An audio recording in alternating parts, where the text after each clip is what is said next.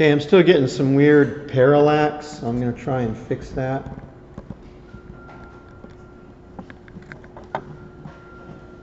There we go. That's pretty nice.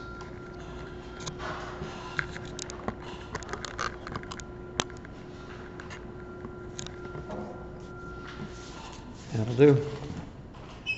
So, oh shoot. Can someone bring me the pen? I'll get it. Pencil box and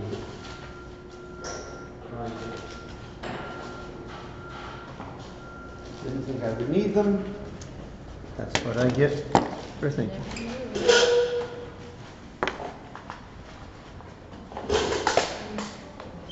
So the back of this was just treated with a gray Prismacolor.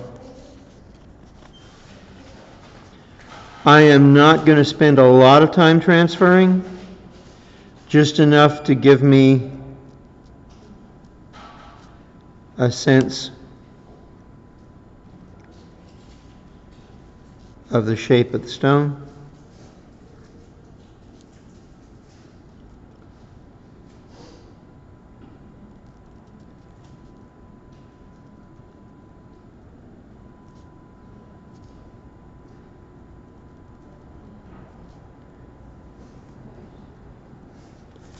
Some general faceting.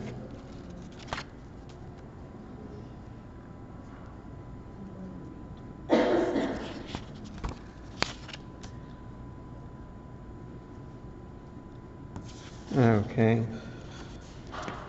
I think I'm going to need a harder lead. That's not transferring very well. All right. And I have a cushion over here.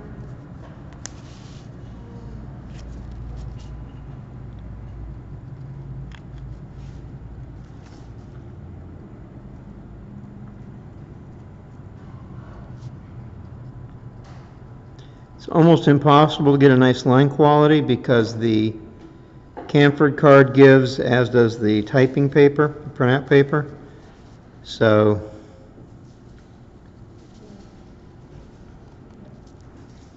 everything gets soft and mushy.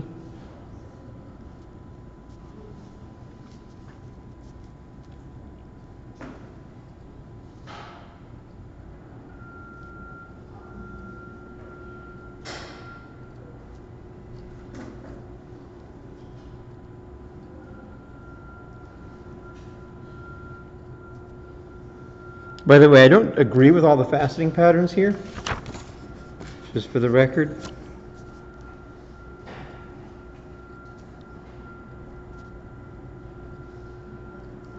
I don't remember what the source was for them, but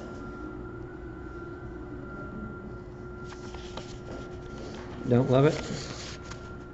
Okay, so trillion, cushion, and then we have the, that's what we're doing next, the big rectangle. Now this is quite a bit bigger than a baguette, but same idea. It's a step cut stone.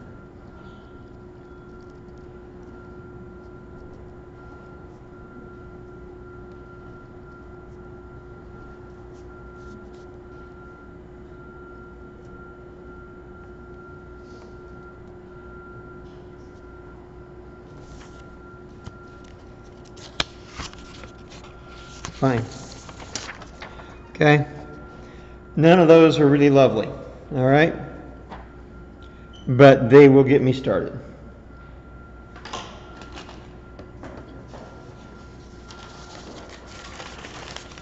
Since I'm working in color, I'm really not going to set out a full palette today.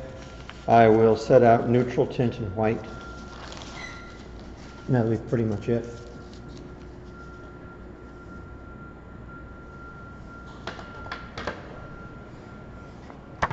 As usual, I use the damp paper towel in the corner.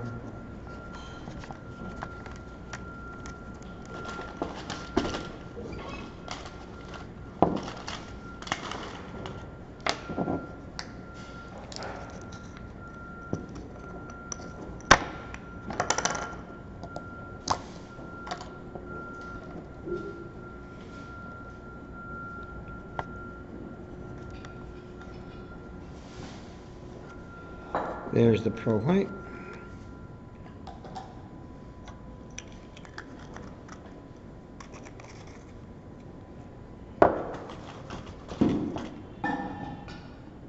Neutral tint. I always tend to still keep a distance between those two colors on my palette. They don't play well together, so I tend to give a fair amount of real estate even if I don't have the yellows in between. And part of it's just habit. That's how I always set it up, so as if there were yellows in between. Okay.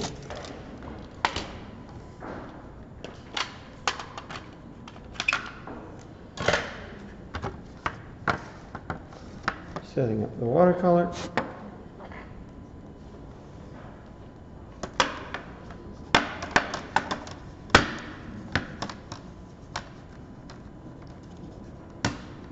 Like so. And I'm pretty much ready to roll. Just brushes.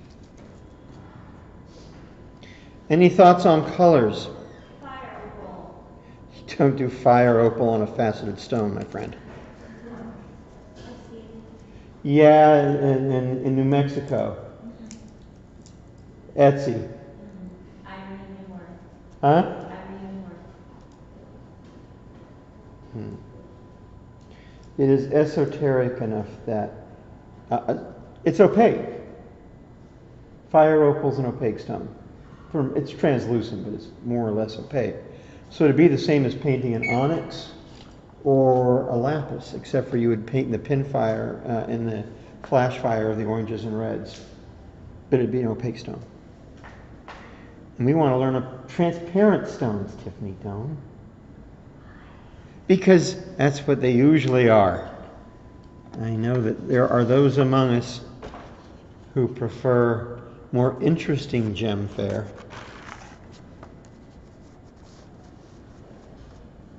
And oh no, I just used a student's name in a video that's going to be on YouTube. Tiffany, do I have your legal permission to have used your name in a video that's going on YouTube? That's a problem, then I can't post it for anybody else to see. Nope. Don't have that classy of software. Why do you have to put the whole name? I'm sorry. Is it a secret that you're going to school here? Yeah, that's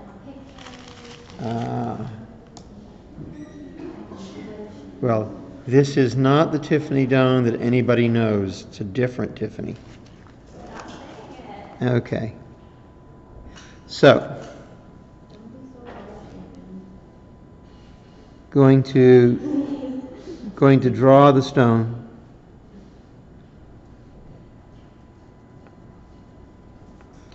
Unfortunately, I will lose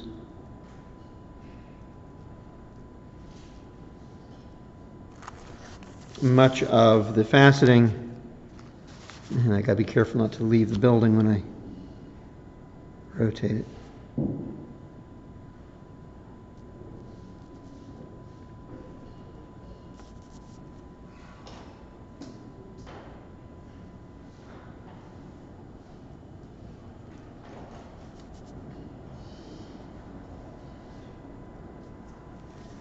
It is interesting how on the round and oval shapes you end up with an imbricated or interlocking pattern of squares or rectangles, and on the trillion you end up with an imbricated pattern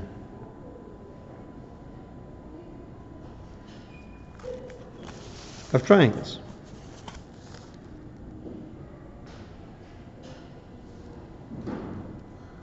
And that's really enough. I'm not going to go into the trouble right now to paint the other facets because I'm going to lose a lot of that as I'm working anyway. I'll establish those facets as I need them. Now for the baguette or rectangle. When you're painting straight-sided stones, guys, I find it helpful to paint the parallel sides together.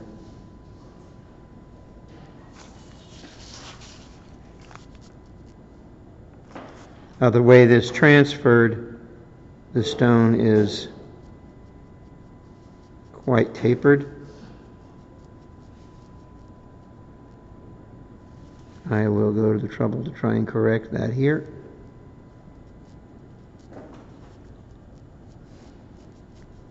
Straight lines, you'll notice I start from each corner and bring them to the middle. I'm going to take a look at that, see what I think. It's not bad. A little bit of a flare there. Same thing for the table. Parallel lines first. Painted together, establishing the distance from the edge of the stone. The way this transferred, there's a much bigger distance at the top than there is at the bottom. I will correct that now.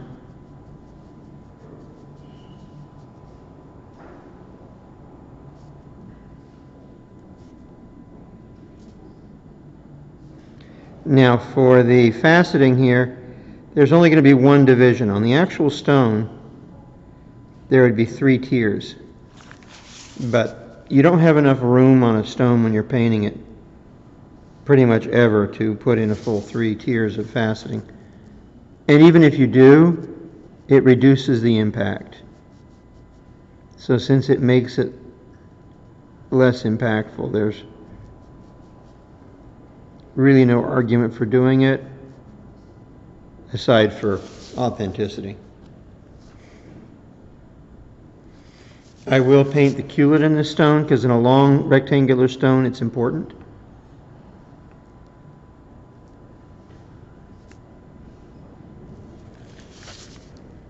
Okay, moving on to the cushion. That kind of side-to-side technique works well with all of your symmetrical stones.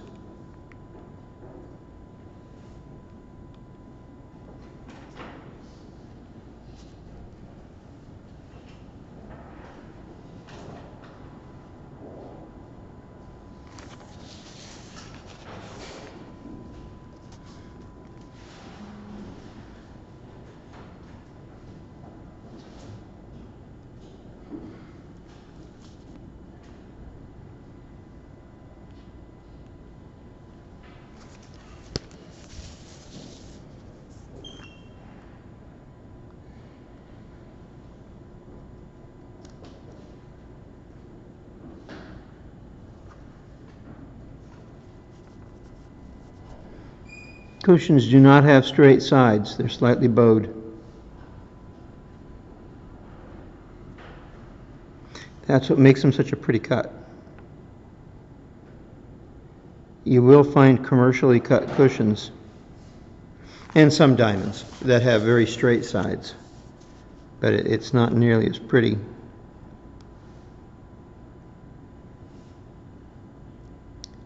A cut.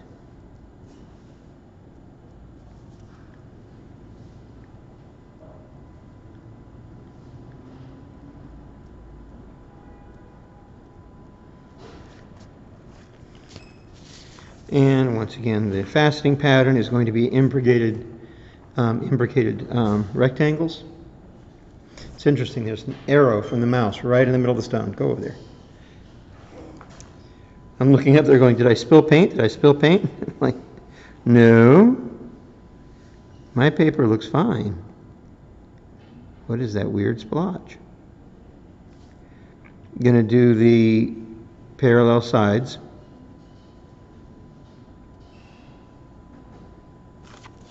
To try and keep the symmetry in the stone. And notice on the cushion that one box or square has convex or bowed sides, and the other one is concave. They sink in.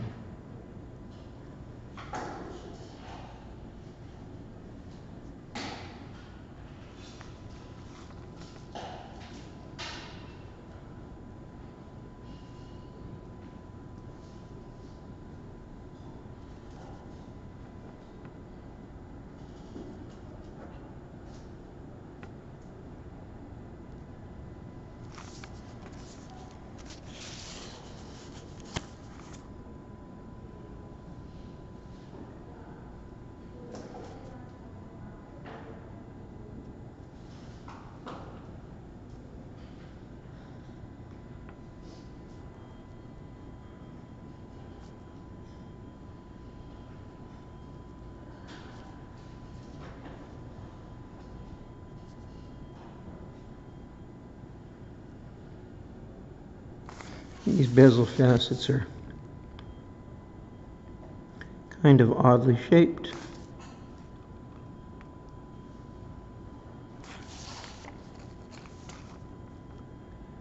This is the only one of the stones I'm going to the trouble to actually try and capture those.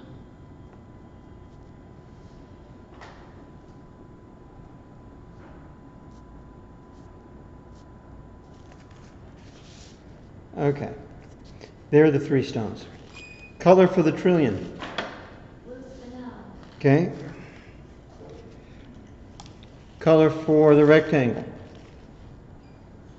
Okay, no one's going to say. I'm going to make it a Hessianite garnet. Color for the cushion. Actually, the Hessianite garnet will be orange. Should I do an amethyst? Something purple? No? Yes? Okay. Well, yellow diamond is a different animal. It's washing a yellow wash over a white diamond. And this is straight up color I'm doing today.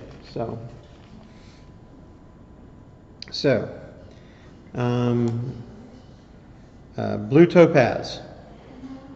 Blue topaz is like an intense version of aqua. They're very, very similar.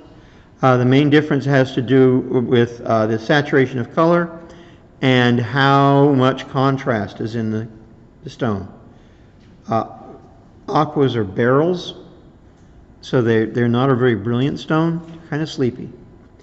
Spinels are very lively stones, so it's going to have more contrast.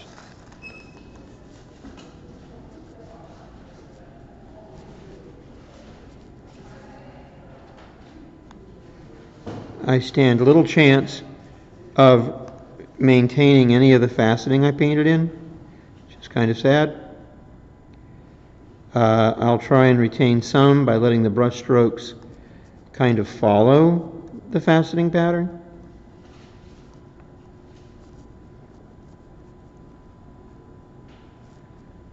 So that essentially the texture within the paint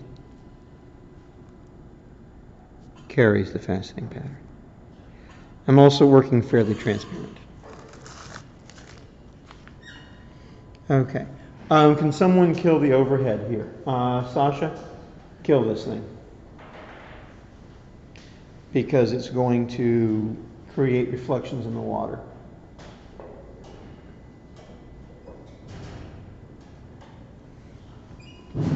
Okay, that's too dark, unfortunately. Okay, bring up the one. I guess we have no choice. Bring it back up. There's going to be reflections in the water until it dries. Sorry, guys. So we decided a Hessianite garnet for the rectangle. That is an orange stone. One of the few orange stones.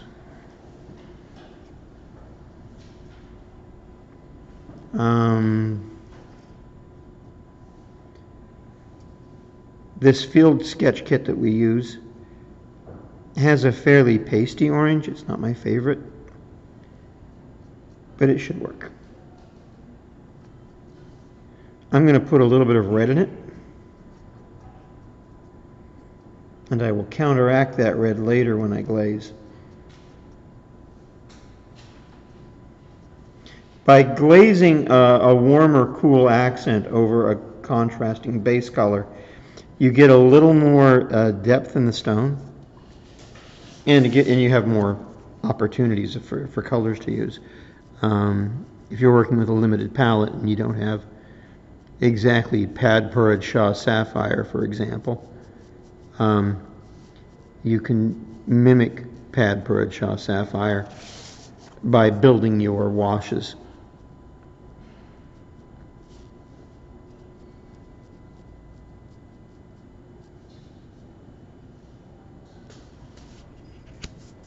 Okay, so there's the base for the Hessianite. It's interesting, it's coming up quite yellow, which is not exactly true to the intention here. And we decided to do an amethyst for this one, so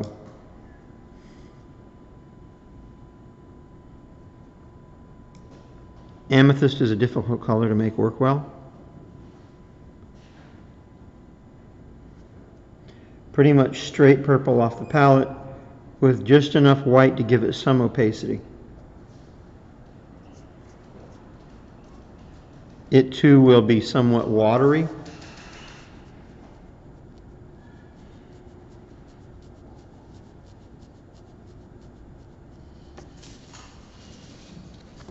Looks like I was not even on camera for the first part of that.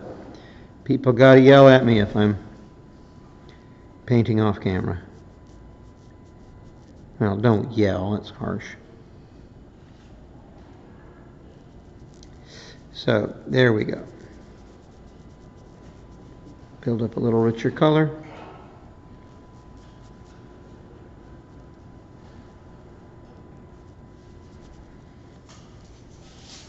And the amethyst is there.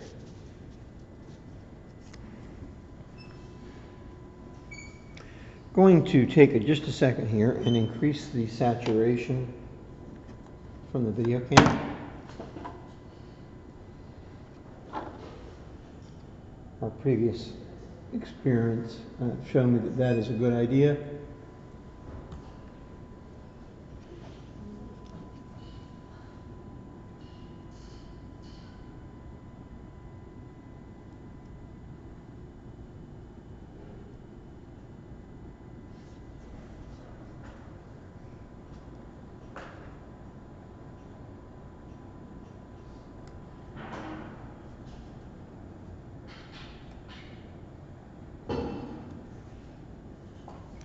Yeah, that is truer to what's going on my paper.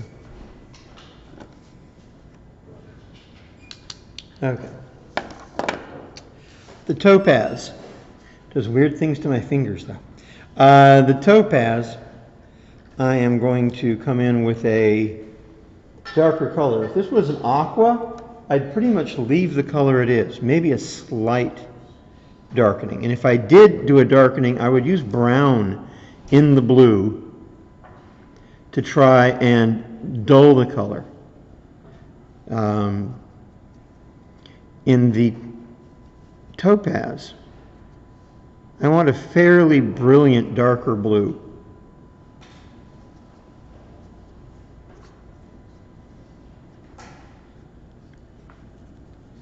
Going to come in here, mark my culet,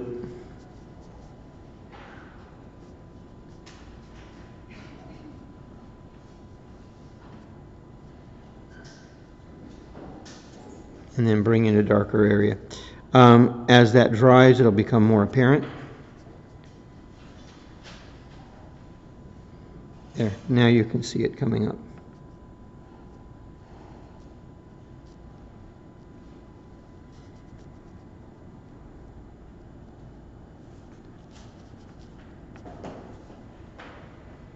Like so.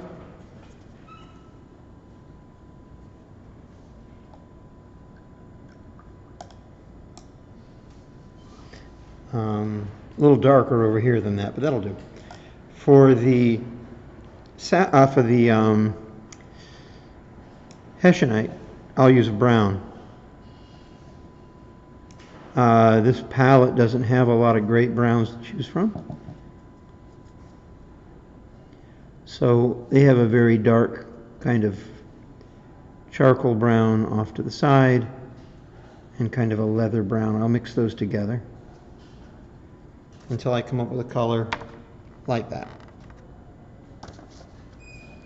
What kind of stone is the baguette? What kind of stone is the baguette? The baguette is going to be in Hessianite garnet. Garnets also have quite a bit of sparkle and brilliance to them, so a certain amount of contrast is appropriate here.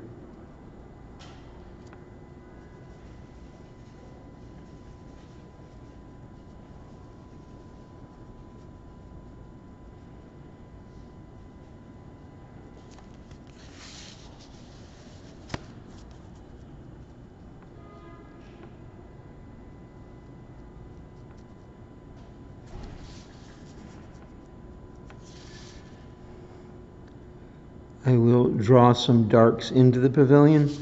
They will likely not be the ones that are there when I'm done.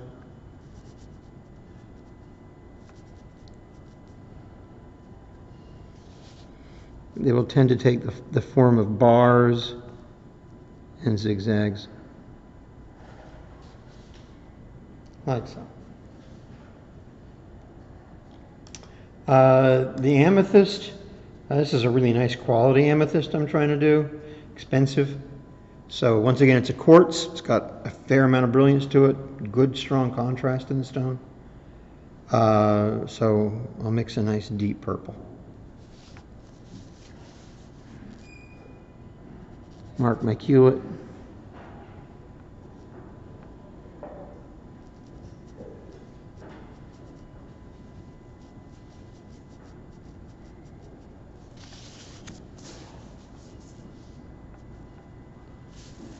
And come in.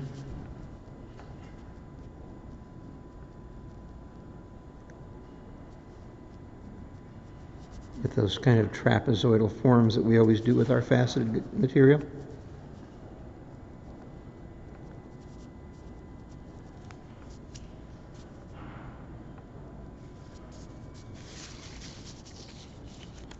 There.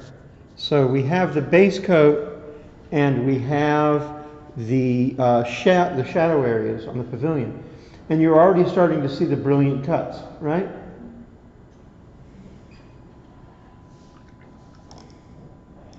Now it's the white.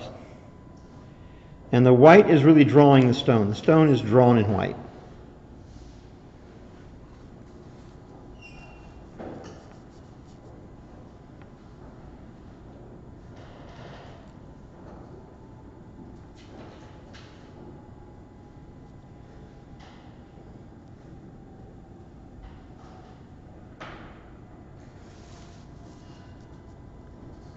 I want a strong white area here.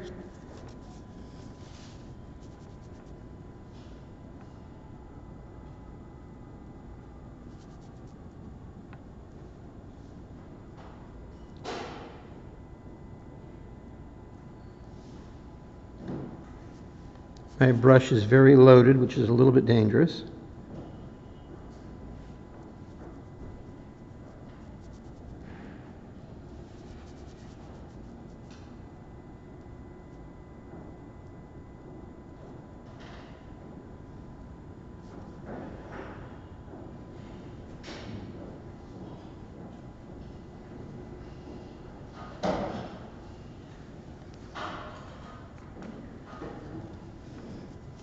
Something like that. I will bring in a little bit of contrasting line work over here. I don't want to do too much though, guys. This separation of dark and light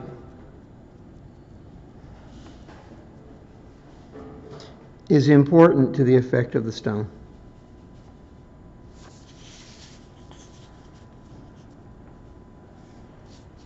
I'll stop there. I will now go ahead and paint in the crown facets.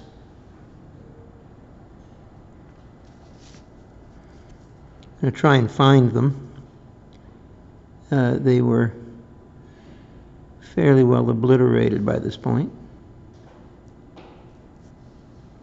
It is useful and certainly legitimate to have your reference with you so you can look at it as you facet it, particularly if it's not a cut of stone that you do a lot, that you do frequently. You see the way the paint puddled there? It's because I hadn't pulled it all the way through my brush.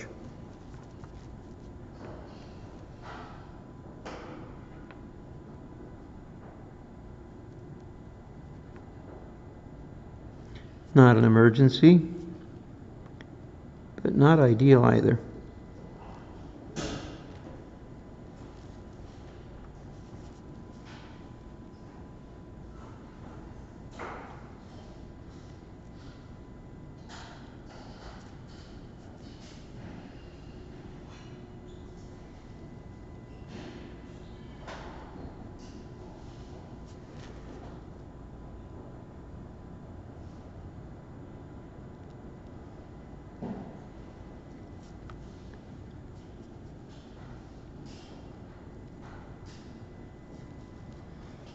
like so.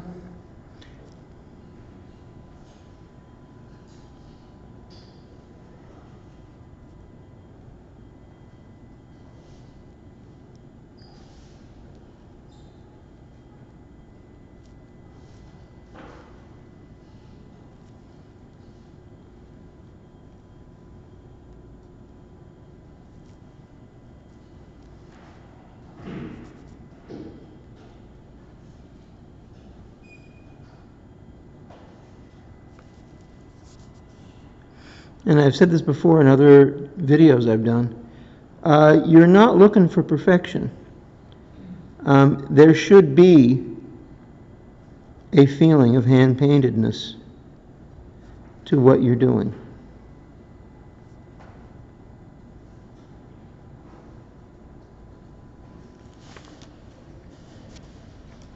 That outlines the facets.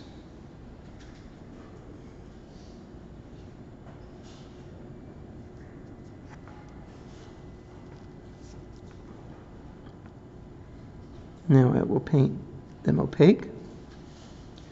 I do want to try and be careful.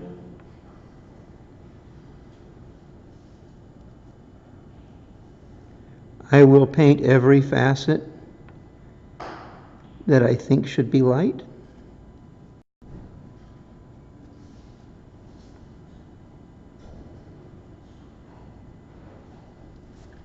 These are not the highlight facets. Well, they may end up being the highlight facets. But at this point, it's just light versus dark, because these will all be glazed over.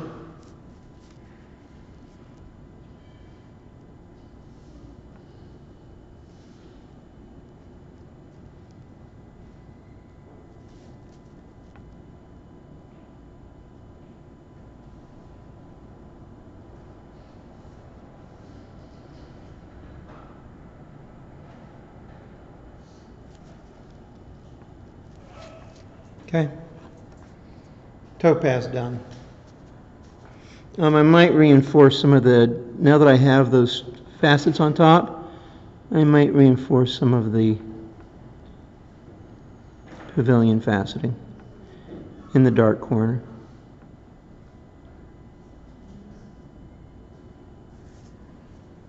Okay, so now it's the Hessianite garnet.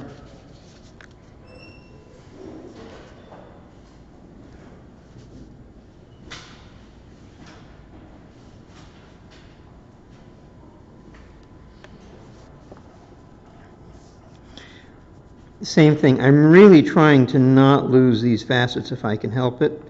This stone, ironically, even though it's simple, is more serious to lose the faceting on than the others. So I will actually come in here and try and preserve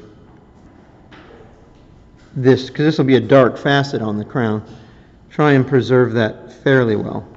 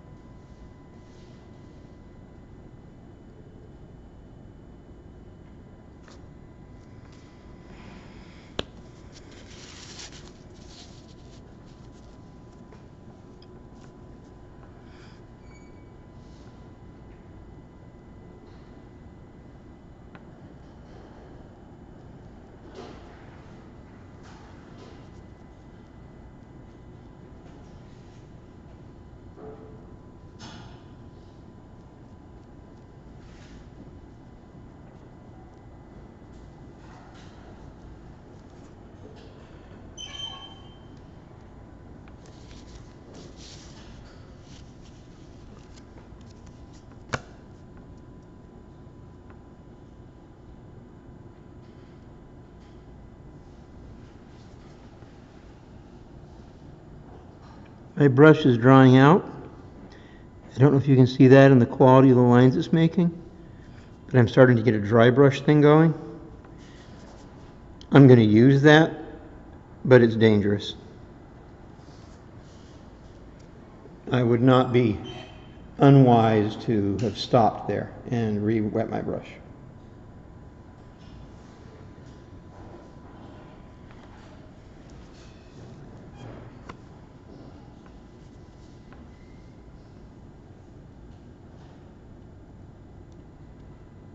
See, the fact I can't get it to pull a line. I hit the paper 3 times and no paint came off the brush.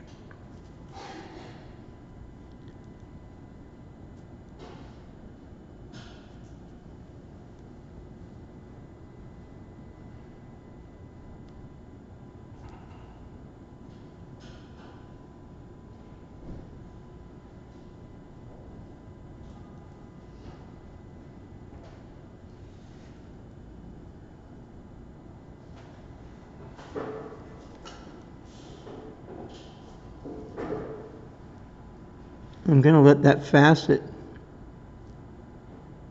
kind of split so that it's painted solid here and breaks into 2 lines as it comes over.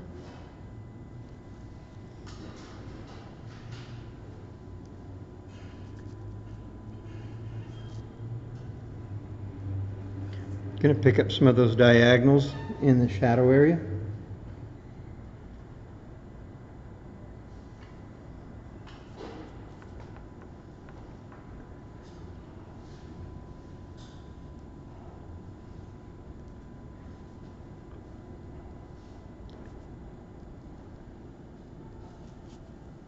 Pick up some white lines in the shadow area of the pavilion. Oh, I hit purple in my white paint. Not good. Suddenly lavender. Okay. Reestablish or firm up this top edge.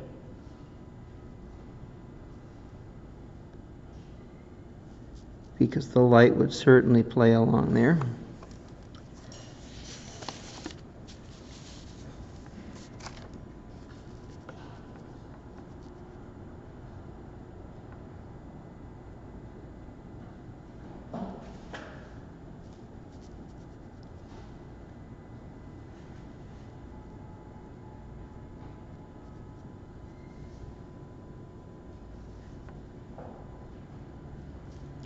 I have to decide what I want to do here. I'm going to split it diagonally.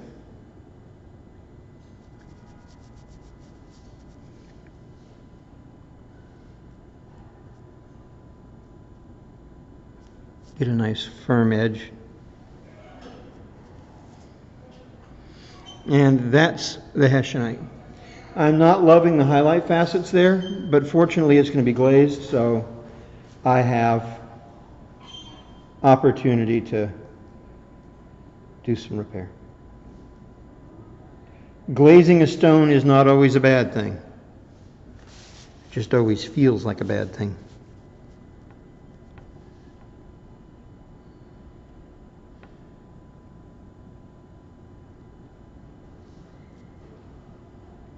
This stone is intense enough and it's big enough. I'm going to be more careful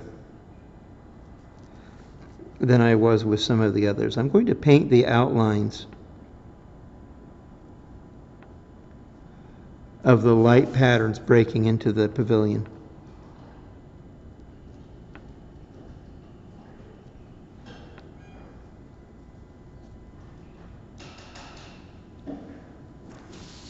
It would be a bad thing for me to lose the faceting pattern on the stone. And it would be a bad thing for me to lose the dark facets on the crown in this corner, which is why I'm not just kind of going crazy with white paint like I did in the Trillion. The Trillion was a much more straightforward proposition.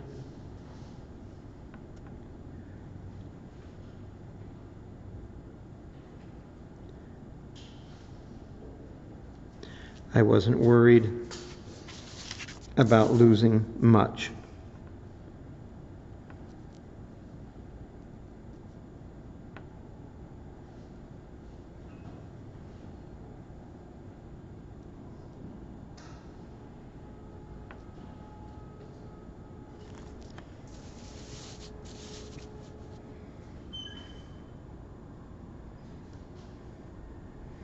Having drawn that, now I will paint around the dark facets.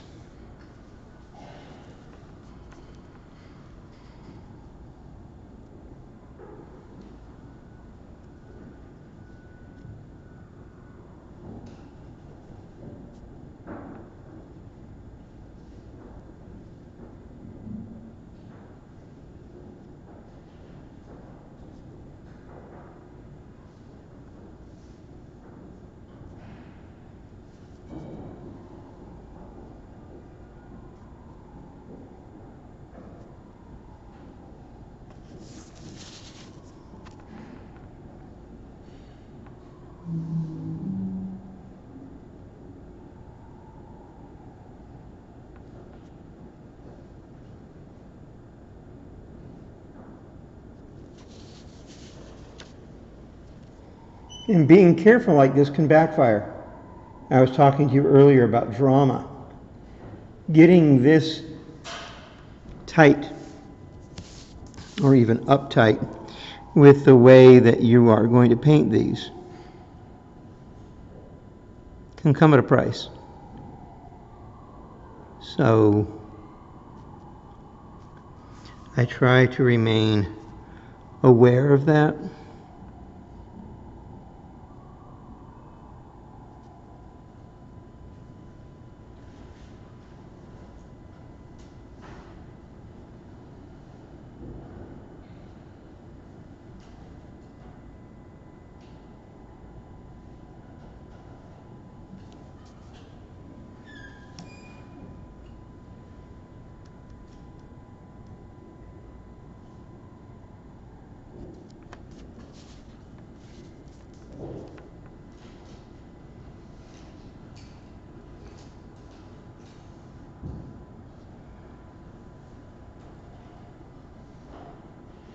It's a very fussy way.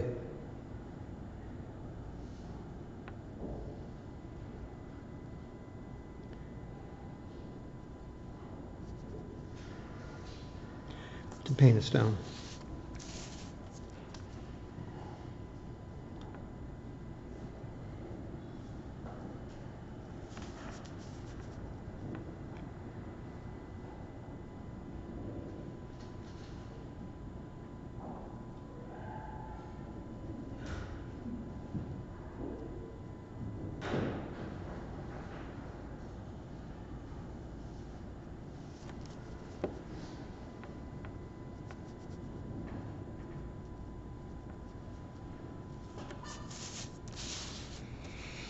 So there's the big light splash in the pavilion.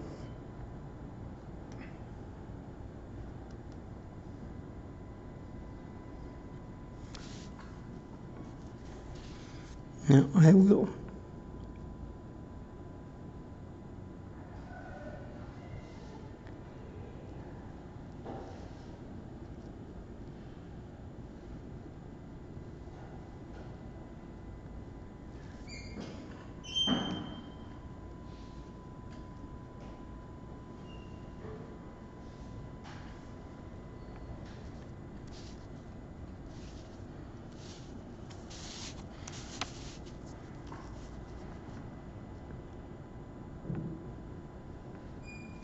Whoa, that brush suddenly dropped a great deal of paint. Fortunately, it's in a place where I'll be painting it anyway, but that'll make you wake up.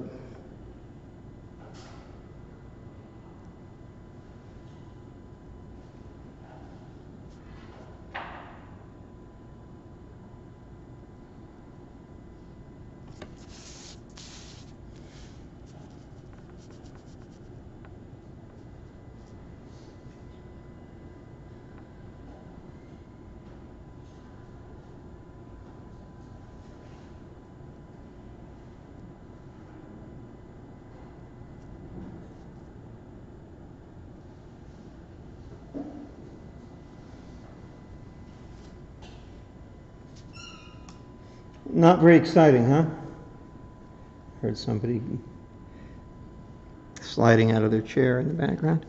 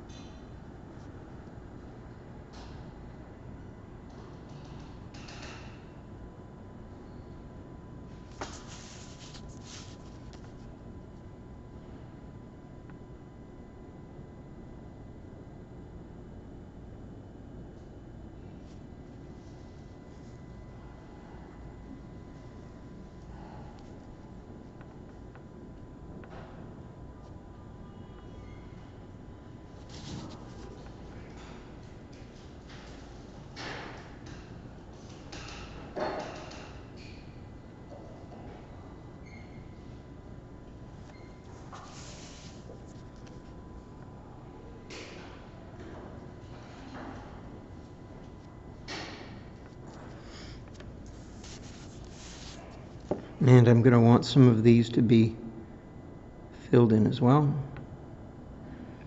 Remember, your upper girdle facets are always split.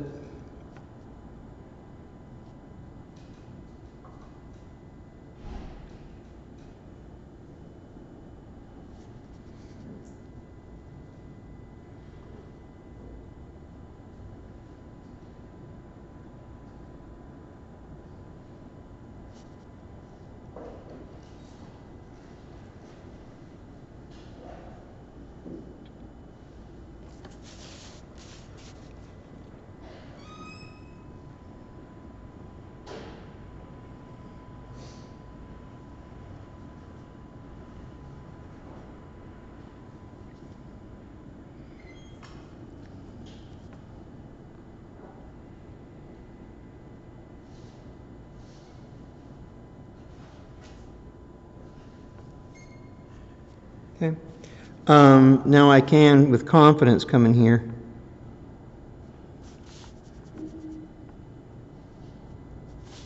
and add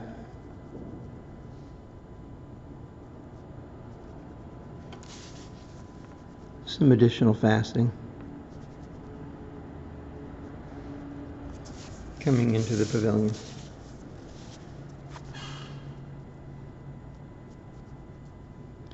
Try not to make all your lines the same thickness. Let some be barely there. Let some be bolder. You can let there be dots and dashes if you'd like, especially on a stone this size. Okay, so that's the amethyst drawn. We want to take pictures before I proceed to do the glazing. I can pass it around. But quickly, because there's nothing going on, I'll do hand puppets on the video. So you're going to upload the video? Yes. But things look a little different live than they do.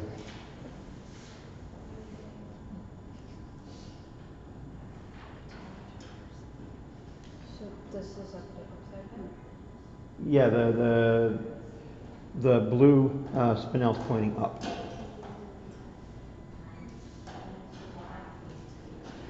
The blue topaz, I should say. Okay. Is that Chloe? Yes, it is Chloe. I am blind, Chloe. I am blind. I don't have my glasses on. So it's like, who's that? Here you go.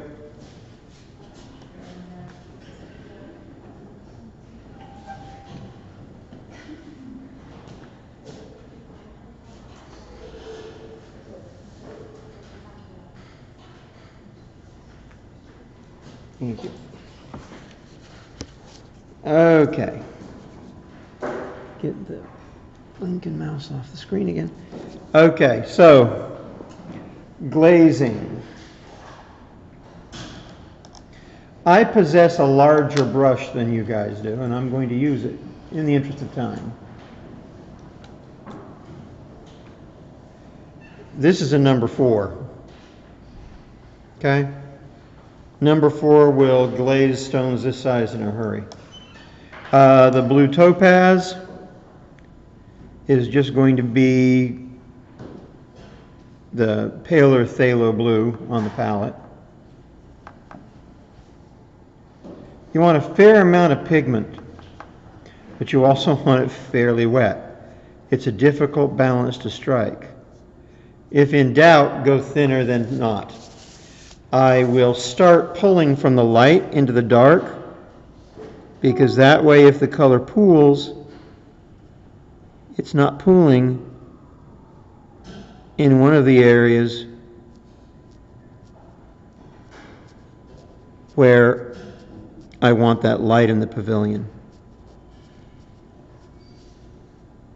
It's very easy for me to come into the crown. Are you using the blue color to glaze? Yes.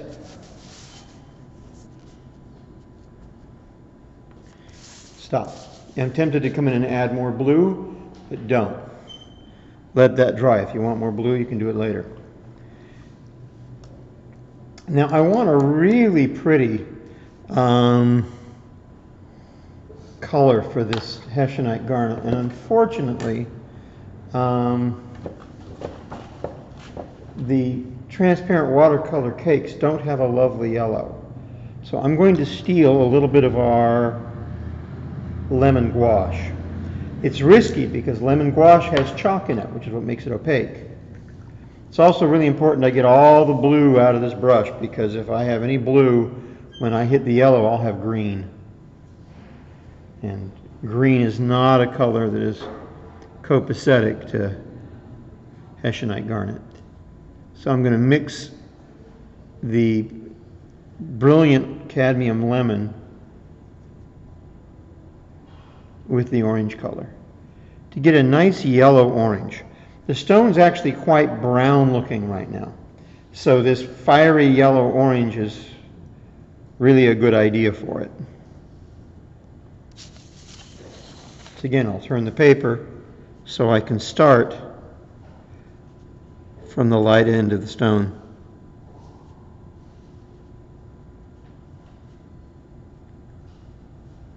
And so that any pooling that takes place happens in the upper, what would be the upper right corner of the stone. Like that. And I will let that dry.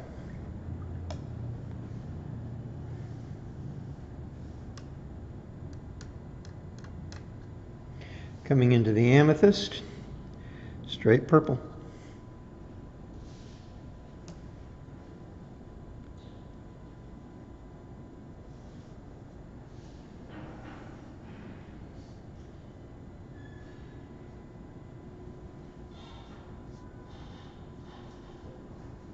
Brushing out almost all the paint from the brush. Spinning around once again. And pulling in once again from the light side of the pavilion.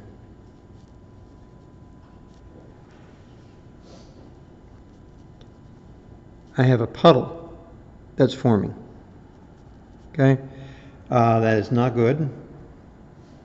So I want to back off my brush. That puddle is going to be allowed to remain where it is.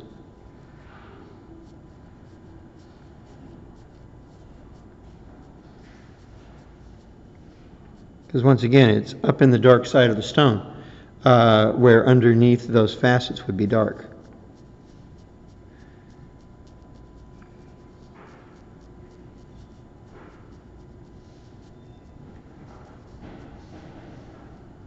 There's a lot of white paint on the amethyst, so it's dangerous because when I come into glaze, the glaze grabs the white and turns it into a pasty wash, which I don't want. But at the same time, I can't leave any of these bright white lines behind. So it's tricky.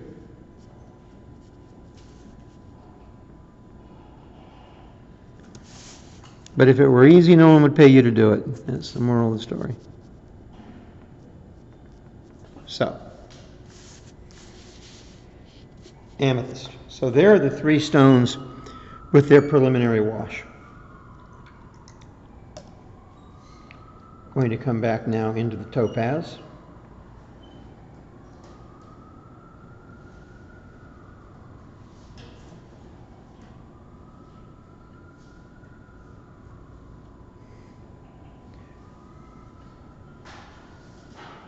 Pull most of that water out of that brush.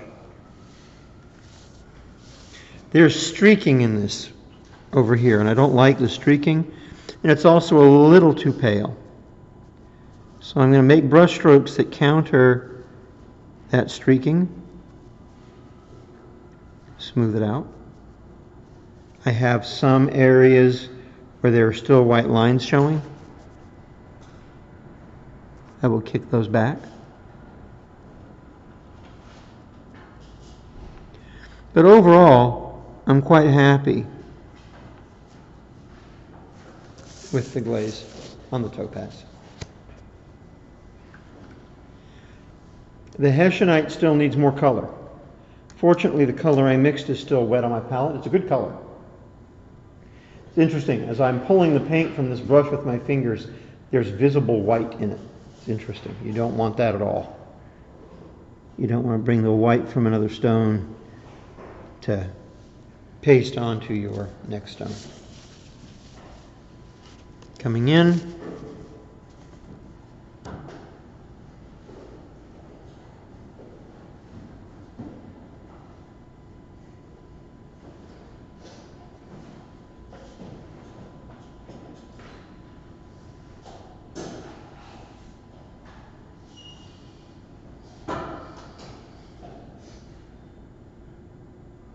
It's ironic, but on your lighter colored stones, it's really critical that you don't have any of the white streakiness showing through.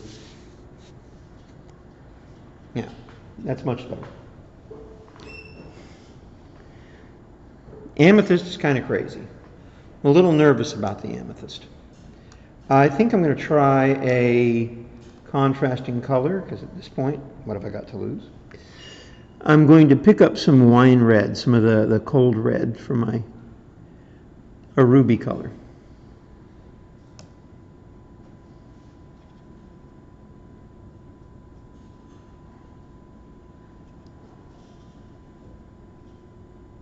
And I'm going to mix that in with some of the purple to get a much redder tone of amethyst. Once again, pull most of that water off that brush. This big brush is basically a mop. Come in.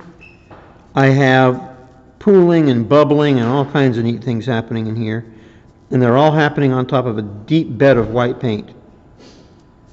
So I need to be very careful. Just touching it is going to want to reactivate that white. It just did so there.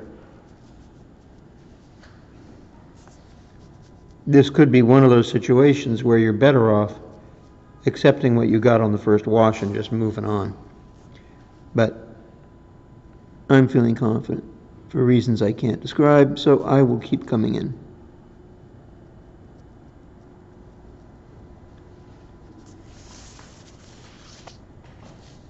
Yeah, okay. Let it dry. So, now that I've done the wash, the next two steps are to put in the dark facets on top of the pavilion, the dark crown facets that overlap, and to pick up my highlights. And then I'm done. It's a good thing because we're almost out of time.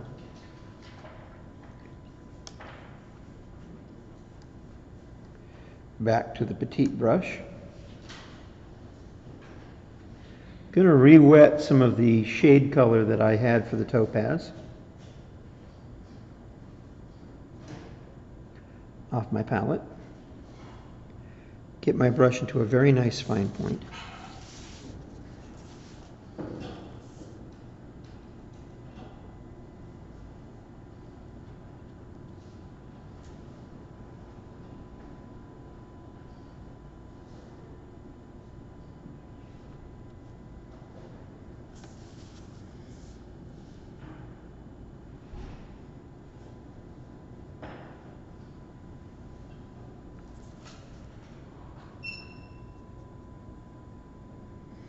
And see, those big areas that were kind of questionable in the wash are now being broken up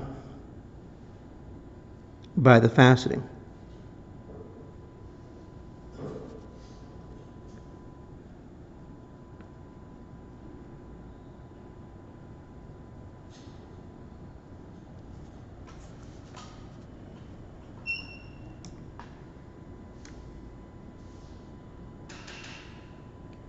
And if I feel like they need to be broken up some more, I can do that at this point.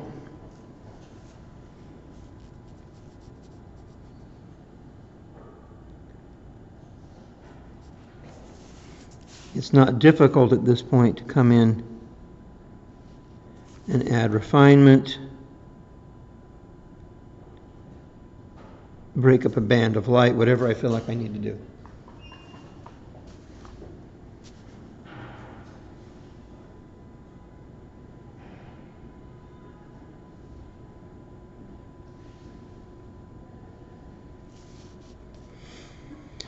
Okay, now the highlight on this stone,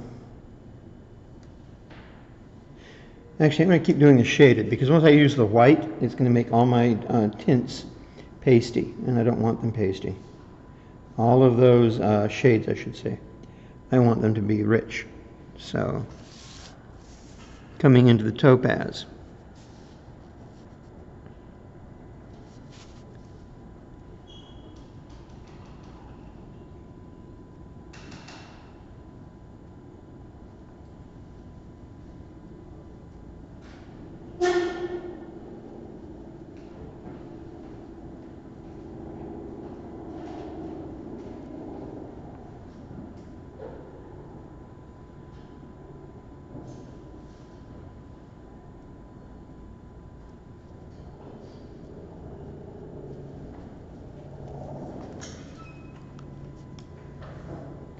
Very bold to put a big, long, dark band like that on that stone.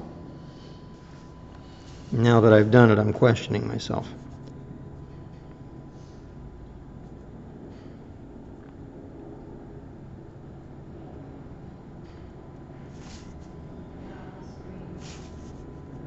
Oh, thank you. I should pay somebody to do that during these. To just shout out, "Back on the screen, buddy."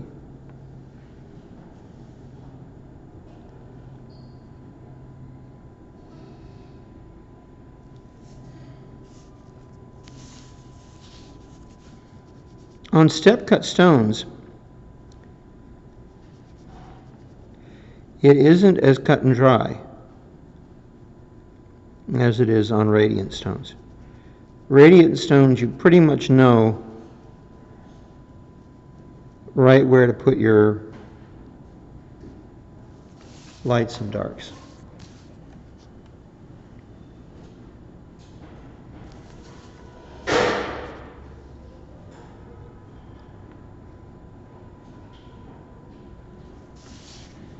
That will do.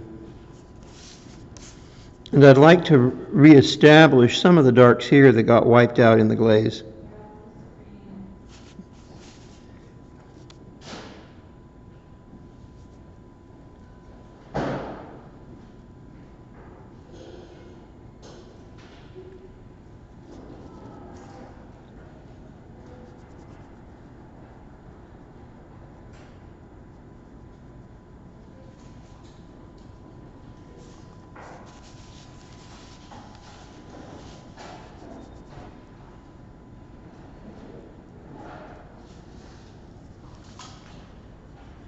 Okay.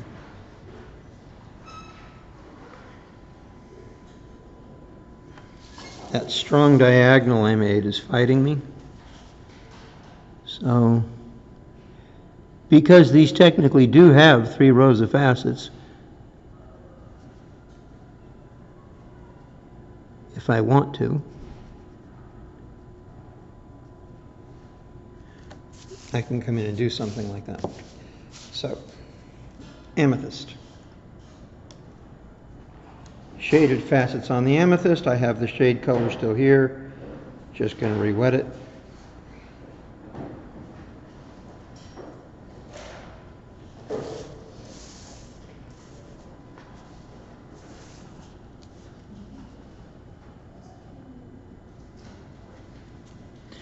Very, very wet brush.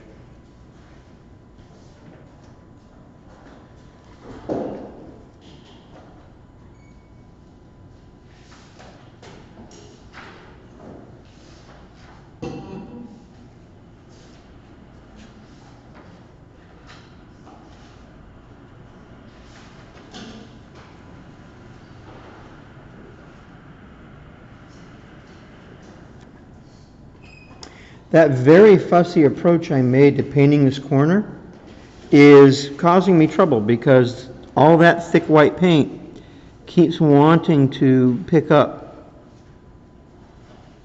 into anything I do here. So I'm trying to paint detailed dark facets, and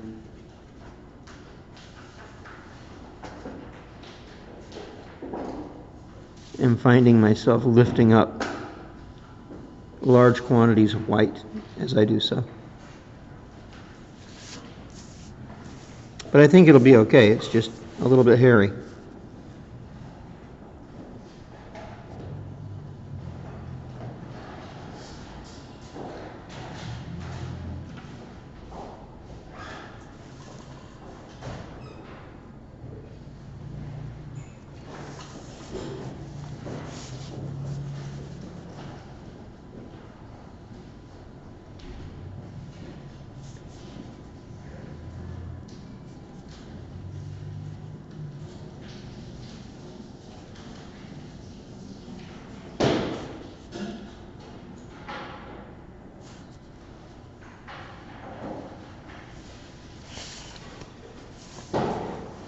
Yeah.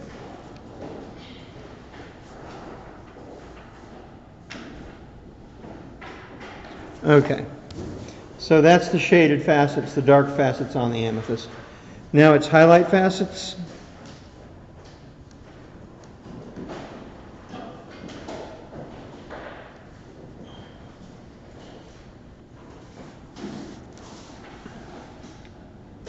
Blue topaz, this is the obvious choice.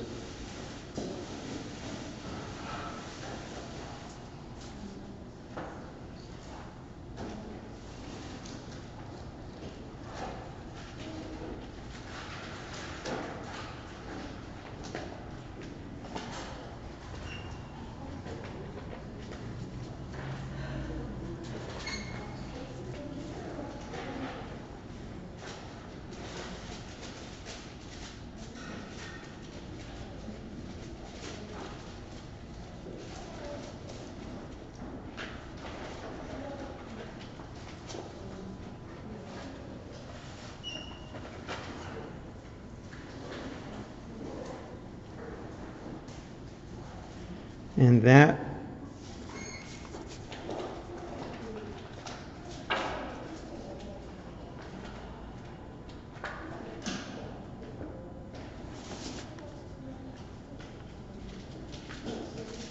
completes the topaz.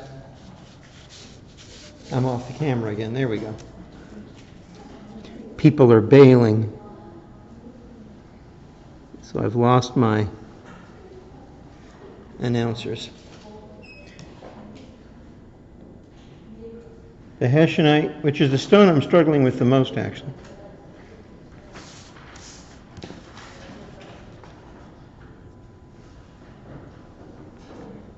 And that didn't help.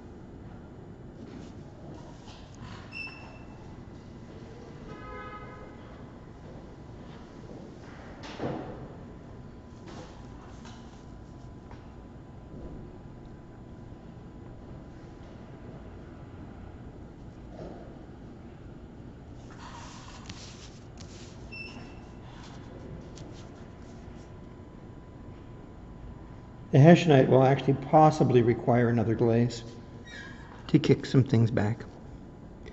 I don't like doing that, but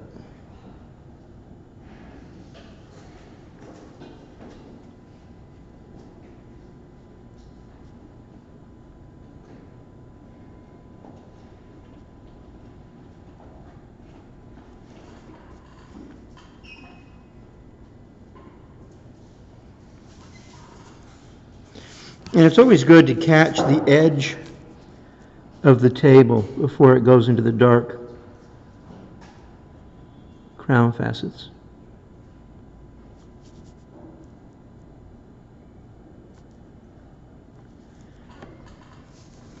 And I would absolutely have to recapture this edge, and then very likely glaze over it.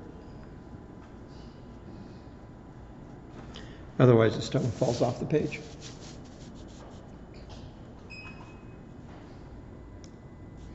I also think it could use a highlight down on the cubit. Yeah, this stone it was the big challenge. It hasn't obeyed me very carefully, but it's okay.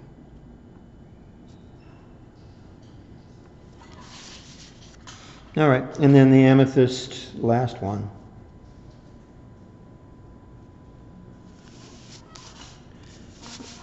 Yep, it's the facet I've actually left pretty white all along.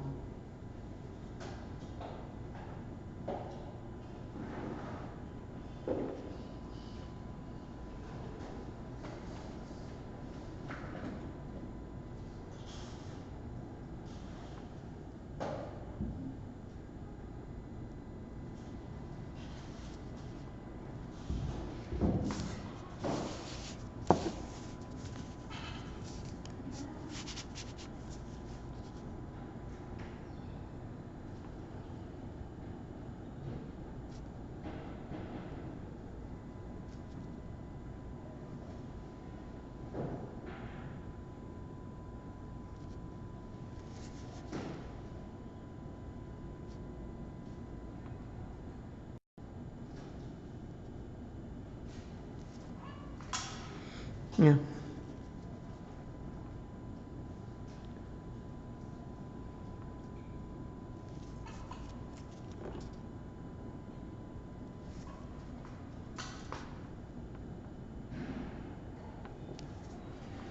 Yeah. Yeah, I would call that done. I'm tempted to keep adding more white in here, but it's dangerous. I could very easily lose the effect I was after by overdoing that. Okay. So those are them, guys. Topaz, Hessianite, amethyst. Because I've got the color sitting right in front of me, I will glaze that Hessianite rim.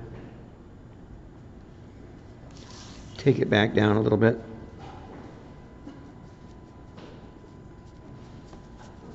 And soften some of the dark here. And soften some of the dark here.